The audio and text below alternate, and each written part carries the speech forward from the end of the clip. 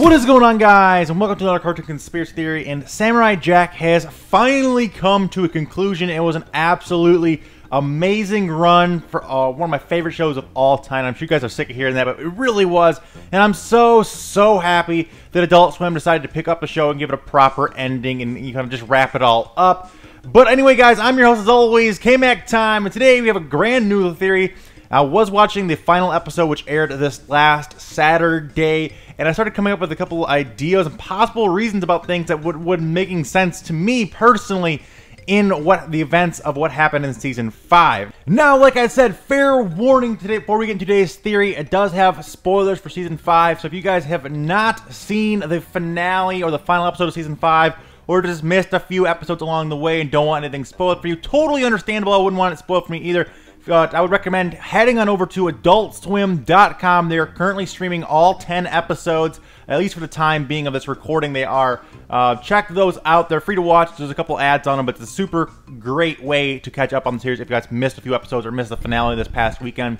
But anyway, guys, in episode 2 of season 5, the writers give a somewhat vague explanation behind why Jack doesn't age. They claim that it's just a side effect of the initial time travel. So when a coup shot him into the future, there's some kind of magical effect on him. They don't really go too in-depth on it. That's pretty much the only explanation they give. It's very vague. Like I said, I'll go ahead and roll that clip for you right now.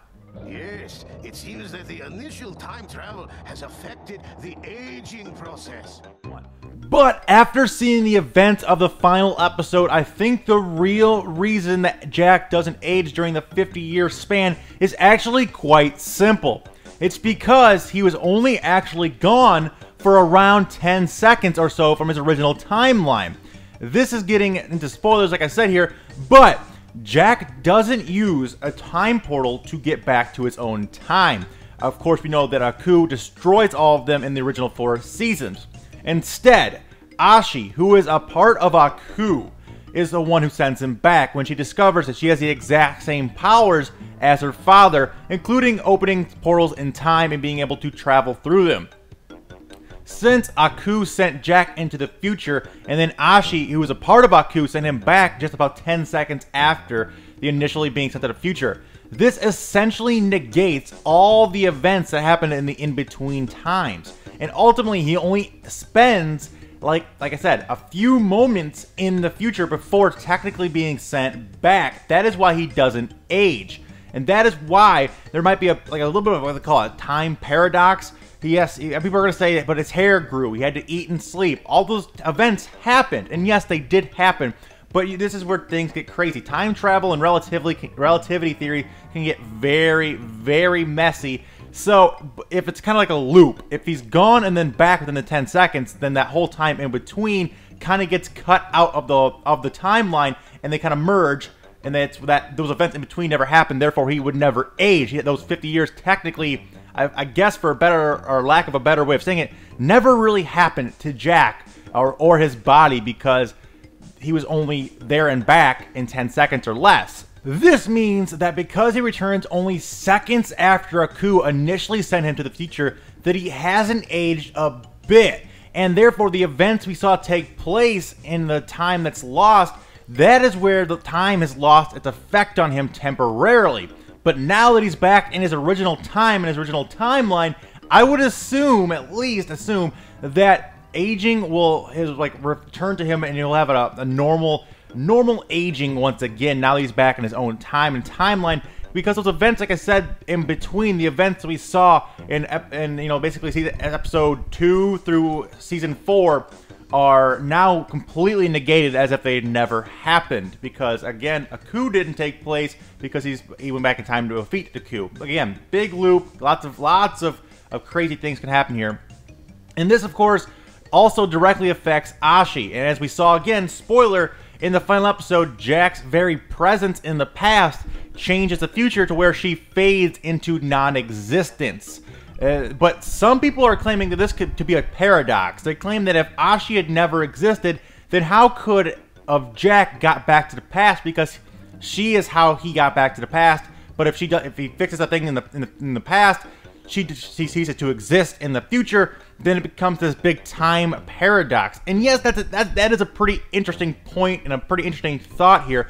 But here's what my take on this is. And again, I'm no astrophysicist. I'm not no authority on time travel and paradoxes. But this is what I feel like the writers were going for here. And this is, again, completely off the cuff, just off the top of my head. What I thought after watching the episode is basically that when Jack and Ashi returned from the future and defeated Aku, it created a whole new separate timeline parallel to the one they were previously in.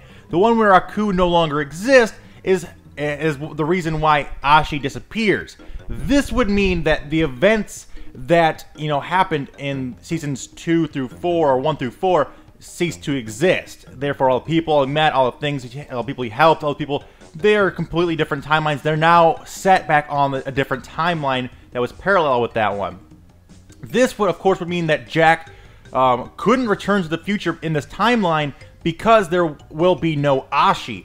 But because Aku is gone, there's no reason for him to be returned to the present because he was never sent into the future because he defeated Aku before that could happen in this timeline. And therefore, that is why they wrote it that way. I mean, it's still sad to see Ashi go, and at least in my mind, that isn't a terrible paradox. I mean, it kind of makes you scratch your head, like, if she doesn't exist, then how does he get back? But if she doesn't exist, he doesn't need to get there in the first place. I'm not really sure how that all works. Like I said, I don't claim to be a genius, but that's just my take on it. Hopefully you guys have some better time travel theories or relativity theories, because, like I said, the shit gets real deep real quick and it can get out of hand. It makes your brain hurt to think about. But man, it was a fun ending either way. But anyway, guys, that's just my take on the whole thing. I would love to see what you guys think about all this, what your guys' theory on the time travel paradox is. Is Ashi disappearing into the fading away, the non-existence? Does that make it a paradox in your opinion? Does her not existing and then therefore not being able to help him back to the past create a time paradox for you? Or in your head, is it like me, where it creates a separate timeline where he never needed to go back to the past in the first place? Crazy amounts of cool things to talk about here, guys. So I want to see some freaking comments down below. I want to see some discussions. And I want you guys to share this video with people on Facebook or on Reddit. Anywhere you guys can get it in front of to try and get a discussion about this going. Because I would love people. I know the people out there, they're much, much smarter than myself personally, especially about this type of subject, about time travel and paradoxes and what have you. So I'd love to get this in front of some smarter people and see what they have to say about this, see what their take on this certain situation is. Would love all that. So make sure you guys are liking the video, commenting down below what your thoughts are, sharing the video if possible to Facebook or Reddit or wherever you guys want to tweet it out or put it wherever. That'd be amazing. Also, make sure you guys are subscribed for more videos like this in the future.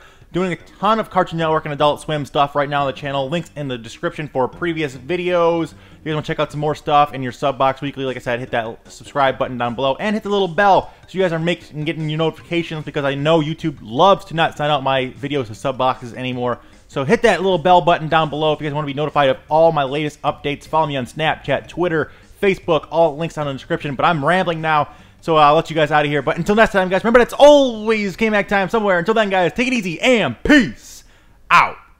And I almost forgot, guys, one last thing before I let you guys get out of here. Today's code word you guys can drop in the comments down below to let me know you guys made it all the way to the end of today's video is going to be time traveler. So go ahead and drop it in the comments down below. And I know you guys are some of the coolest guys on the internet. But take it easy, guys. Peace out.